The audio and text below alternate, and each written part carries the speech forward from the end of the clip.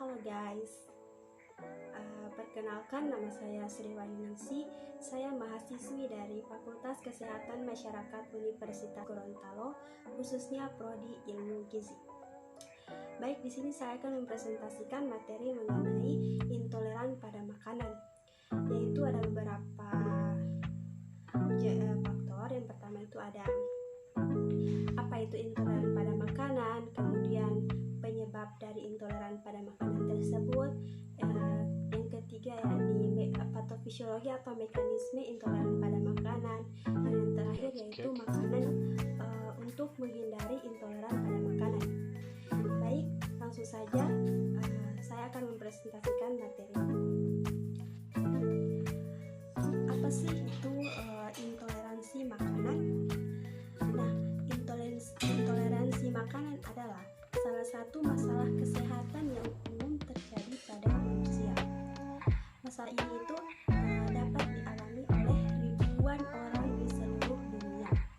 Masalah ini dapat menunjukkan beberapa gejala saat seseorang mengonsumsi suatu makanan tertentu yang tidak dapat dicerna oleh tubuh itu sendiri. Berbeda dengan alergi makanan, ini tidak memicu respon dari sistem imun pada tubuh manusia. Intoleransi makanan adalah kondisi medis yang ringan. Orang yang mengalaminya tidak perlu khawatir. Mengapa? Masalah ini tidak menyebabkan penyakit yang begitu serius. Gejalanya hanya terbatas pada masalah pencernaan. Sementara alergi makanan bisa memicu masalah kesehatan parah. Bahkan dalam beberapa kasus bisa menjadi sesuatu yang sangat fatal. Di Amerika Serikat, setiap tahunnya sekitar 20.000 orang memerlukan perawatan medis yang darurat. Kenapa? Dikarenakan reaksi terhadap alergi makanan tersebut. Anafilaksis adalah reaksi alergi makanan yang parah yang membunuh sekitar 200 orang setiap tahun di Amerika Serikat. Nah, selain itu, intoleransi makanan tidak seperti alergi makanan pada umumnya yang dapat memicu gejala bahkan seseorang hanya mengonsumsi sedikit saja makanan yang mengandung beberapa zat alergen. Intoleransi makanan ini tidak memerlukan perawatan. Ini bisa diselesaikan sendiri dalam beberapa jam. Gejalanya akan hilang saat orang tersebut berhenti makan makanan yang tidak dapat dicerna oleh tubuh manusia tersebut. Untuk penyebab intoleransi makanan, terjadinya intoleransi makanan belum dapat dipahami sepenuhnya. Nah, dalam banyak kasus, hal itu terjadi karena seseorang tidak memiliki suatu enzim yang dibutuhkan tubuh untuk mencerna suatu makanan tertentu. Suatu contoh, orang yang kekurangan laktase tidak bisa mentolerir produk olahan susu.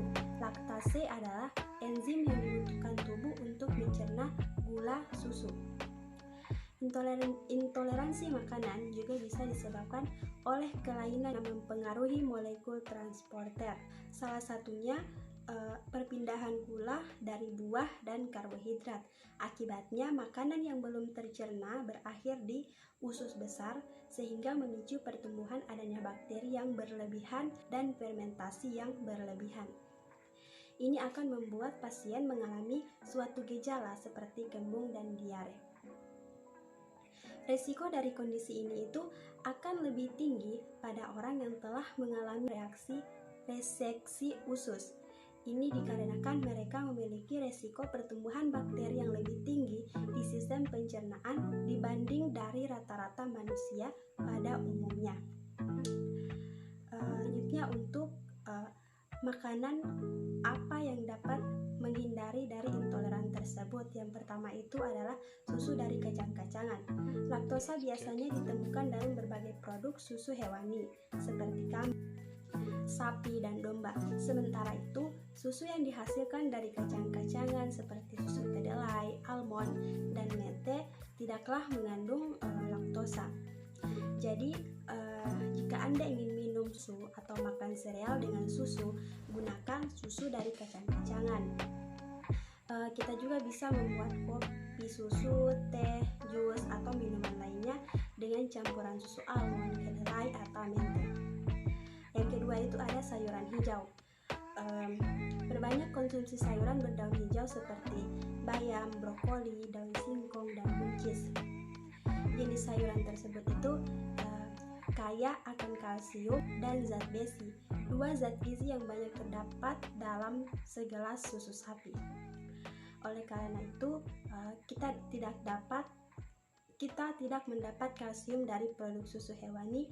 Makanan bebas laktosa seperti sayuran hijau bisa menjadi penyelamat diri kita sendiri. Secangkir bayam matang bisa memberikan tubuh kita 250 mg kalsium yang setara dengan segelas susu sapi. Kemudian yang ketiga yakni ikan. Selain sayuran hijau, makanan bebas laktosa lainnya yang bisa memenuhi kebutuhan manusia akan kalsium tubuh kita itu adalah ikan. Nah, jenis ikan yang kaya akan kalsium antara lain ikan sarden, salmon, dan ikan tuna. Ikan-ikan tersebut menawarkan kalsium dan vitamin D yang tinggi. Setiap setengah kaleng ikan sarden mengandung kira-kira 300 mg kalsium. Jadi maka dari itu jangan lupa tambahkan ikan dan makanan laut lainnya ke dalam menu sehari-hari untuk memenuhi kebutuhan kalsium diri kita sendiri. Selanjutnya mengenai mekanisme atau patofisiologi dari intoleran pada makanan. Yang pertama itu ada defisiensi enzim. Defisiensi ini sering ditemukan pada kasus intoleransi laktosa. Jadi, laktase merupakan enzim yang digunakan untuk memecah laktosa menjadi galaktosa dan glukosa dan terletak di jejunum. Ada beberapa tipe defisiensi laktase. Yang pertama itu ada primer, yang kedua sekunder, yang ketiga kongenital, dan transisional. Defisiensi laktase primer itu merupakan penyebab intoleransi laktosa yang tersering dan biasanya dimulai saat anak-anak.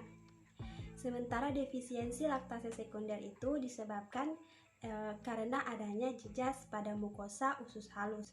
Jejas ini dapat disebabkan oleh diare persisten, kometerapi, infeksi akut, atau enteropati akut dan kronik lainnya.